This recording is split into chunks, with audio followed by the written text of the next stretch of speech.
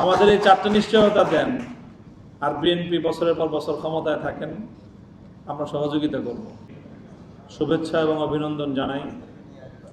এবং আমার বাংলাদেশ যেভাবে বাংলাদেশটাকে ওন করে একটি সুন্দর নাম ধারণ করেছে এই পার্টি, আমি আশা রাখব যে এই চেতনাটা বাংলাদেশের প্রতিটি নাগরিকদের মধ্যে যেন তারা ছড়িয়ে দিতে পারে। আমরা যেন বাংলাদেশটাকে শুধু আমাদের বাংলাদেশ না, আমার বাংলাদেশ এইভাবে ঠিক আমরা অনুভব করতে পারি। আমাদের আর আমার এই অনুভূতির মধ্যে তো একটা বিস্তর ব্যবধান আছে, আমরা সেটা জানি। তো আমি আমার বাংলাদেশ পার্টি গড়ে ওঠা যেভাবে সমাজের বিভিন্ন ইডিওলজি ফলো করে আসা, বিভিন্ন প্রান্ত থেকে সমবেত হওয়া এক ঝাঁক মেধাবী মুখ, সম্ভাবনাময়, দায়িত্বশীল এখানে একত্রিত হয়ে এই সংগঠনটির গোড়াপত্তন করেছেন, প্রতিষ্ঠা করেছেন।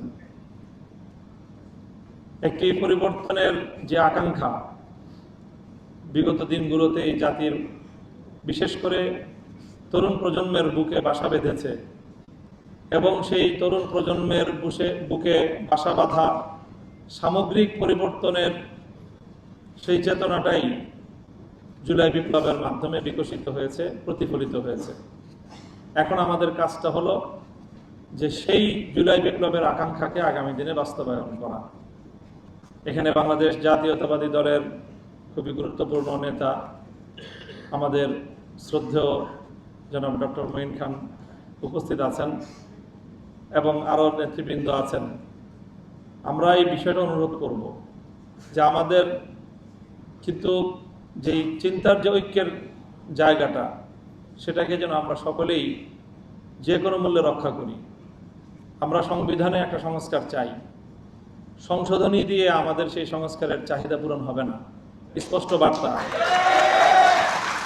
2 নম্বর হলো আমরা রাষ্ট্রীয় ব্যবস্থাপনায় ফ্যাসিবাদ রোধে ক্ষমতার ভারসাম্য চাই, এটা আনতেই হবে।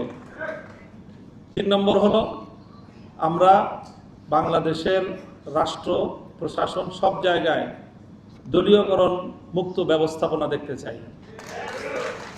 আর 4 নম্বর হলো আমরা বাংলাদেশে সবসময় নির্বাচনে স্বচ্ছতা নিশ্চিত করার ব্যবস্থাপনা চাই। আমাদের এই 4টি নিশ্চয়তা দেন, আর বিএনপি বছরের পর বছর ক্ষমতায় থাকেন, আমরা সহযোগিতা করব। যদি এগুলোতে সমস্যা হয় তাহলে আগামীতে আমরা তো একসাথে চলতে পারবো না। খুব সহজ ভাষায় বললাম, কিন্তু কথাটা অনেক কষ্ট, অনেক কঠিন। এবি পার্টি সহ আমরা অন্যরা, এবং অবশ্যই আমাদের এই জুলাই বিপ্লবের অ্যামাউন্টের দিক থেকে সবচেয়ে বড় অংশীজন বিএনপি, সন্দেহাতীতভাবে। আমরা চাই আগামীর বাংলাদেশ বিতাড়িত ফ্যাসিবাদী অপশক্তি, বিদেশি আধিপত্যবাদের দোসর, তারা যেন আবার বাংলাদেশে কোনোভাবেই প্রত্যাবর্তন করতে না পারে। পুরাতন আকৃতিতেও না, নতুন কোনো রূপেও না, কোনোভাবেই যেন তারা ফিরে আসতে না পারে। নতুন বাংলাদেশ গড়ার এই স্বপ্ন যেন বাস্তবায়িত হয়। এবি পার্টি সেই পথে গুরুত্বপূর্ণ ভূমিকা রাখবে আগামী দিনেও, অতীতের মতো সেই প্রত্যাশা ব্যক্ত করছি। আসসালামু আলাইকুম।